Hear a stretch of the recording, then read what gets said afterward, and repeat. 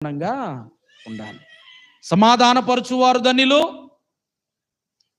వారు దేవుని కుమారులు అనబడతారు. దేవుని కుమారులు ఏం చేస్తారు? సమాధానాన్ని పరుస్తారు, కానీ ఇంకా ఎక్కువ గొడవలు సృష్టించరు. కుటుంబం ఉన్నప్పుడు ఐక్యంగా ఉండాలి. ఈ రోజున చాలా కుటుంబాలు పతనం అయిపోవటానికి, అప్పుల పాలైపోవటానికి, సమస్యల సుడిగుండాల్లో చిక్కుకోవటానికి, సమాధానం లేకపోవటానికి గల కారణం ఏంటో చెప్పనా?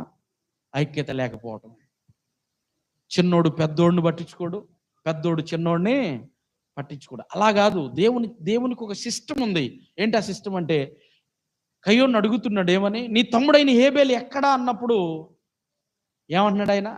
నా తమ్ముడికి నేను. ఖచ్చితంగా దేవుని చట్టం ఏందో తెలుసా? అన్న అక్కకి, అక్కకి తమ్ముడు, చెల్లికి, ఇంకా తోబుట్టువులకి ఒకరికి ఒకరు కావలి వారుగా ఉండాలి. ఎలా ఉండాలి?